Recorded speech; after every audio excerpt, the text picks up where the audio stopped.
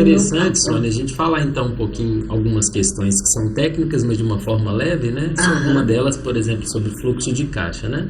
Então, o fluxo de caixa, ele tem duas versões, basicamente. O fluxo de caixa do que já aconteceu, que é o que a gente chama de fluxo de caixa realizado, e o fluxo de caixa do que ainda vai acontecer, que é o fluxo de caixa projetado, né?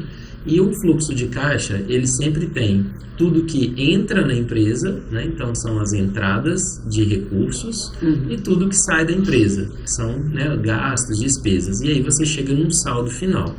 Esse saldo você tem o apurado do saldo do mês e o saldo acumulado, porque você já veio de um saldo anterior, né? E aí você acumula. Então, ter esse controle do fluxo de caixa passado, ou seja, do fluxo de caixa realizado, te faz verificar os montantes que estão entrando e saindo da empresa e se o seu saldo está variando para menos ou para mais. Como é que está, né? Só uma coisa. Quando você fala da empresa, eu costumo falar que o profissional, o bom profissional, ele precisa se ver como uma empresa. Sabe? Você S.A., você limitada.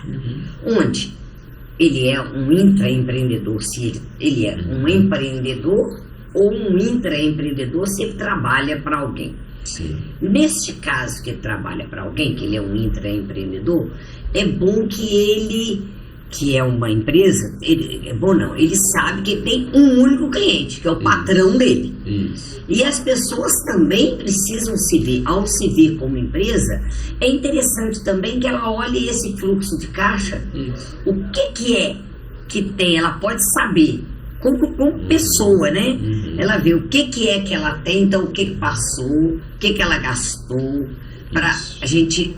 Como é que é a história? O passado a gente é um carro retrovisor, mas a gente tem que ver o para-brisa, né? E olhar lá na frente, né? E projetar o que é que você tem de despesa para frente, mas o que tem de entrada, você tem, não é isso? Isso que você falou é interessante, porque se você verificar um formato de um fluxo de caixa de uma empresa e de uma família ou de uma pessoa, ele tem uma similaridade grande, né? Assim, a estrutura das contas, né? De tudo que entrou, tudo que saiu, todo mundo tem isso, né? O que entrou às vezes é o salário, o que saiu são os gastos mensais da casa, então isso é muito comum. E aí, a gente às vezes encontra até colegas consultores, né?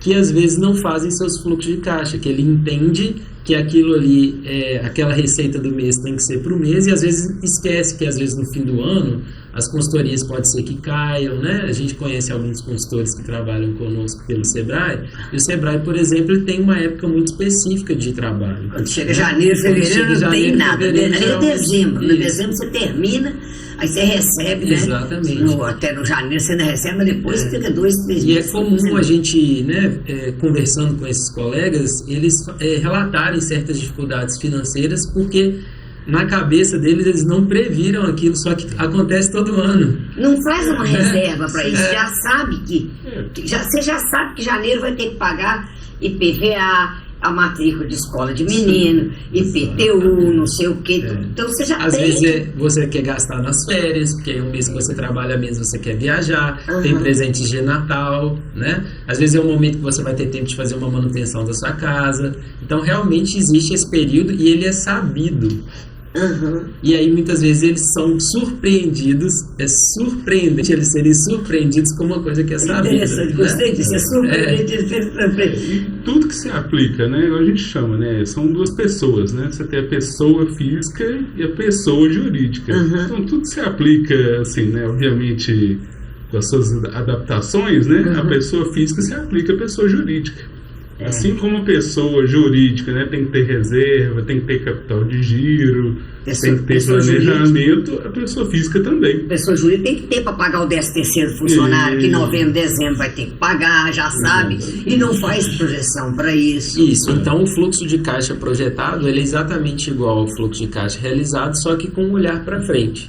E aí, para-brisa, né? A contabilidade, existe um princípio que a gente chama de princípio da prudência, que é assim, na dúvida do que virá, as receitas você considera que elas serão menores do que você acha que será. E as despesas maiores. E as despesas maiores. Que legal, cara. Aí então, isso sobra ótimo. Porque aí na hora que você projetar, você pode achar que você vai, exemplo, receber 10 mil reais. projete menos um pouco, porque pode ser que algum serviço não se confirme, alguma receita, sua loja, por exemplo, não vá bem, ou a própria pessoa tenha algum contratempo e não possa executar além do mais, serviço. nós sabemos que crises financeiras acontecem sempre, né? Ainda mais no Brasil. Não, no Brasil, então, e planos de governo e não sei o que vem, e tem. Então, a pessoa tem que estar com a reserva para isso, prevenida para isso. A coisa que a gente fala como empresário, né? Você ter o dinheiro nunca é ruim, né? Você fala assim, não, eu tenho um dinheiro no banco, uma reserva, é ruim? Fala assim, não, eu posso às vezes ganhar menos um pouco se esse dinheiro tivesse investido, mas aí se acontece alguma coisa, né? Igual a pandemia, igual teve a pandemia e tinha gente igual, né? A gente teve clientes que queria demitir funcionário para reduzir custo e não podia, porque não tinha uma reserva. Como é que ele ia pagar as rescisões, né?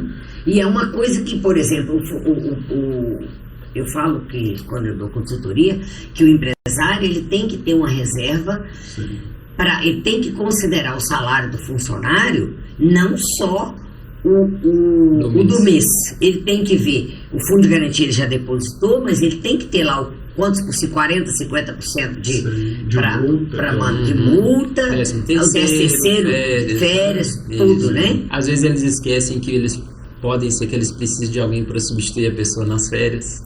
É muito comum isso, né? E aí você vai te pagar 2 vezes, porque você está pagando o salário do funcionário em férias e mais de um freelancer. E ele, às vezes, não faz a conta de que o salário do funcionário, ele tem que dividir por 11, porque o funcionário só vai trabalhar 11 meses para ele, né?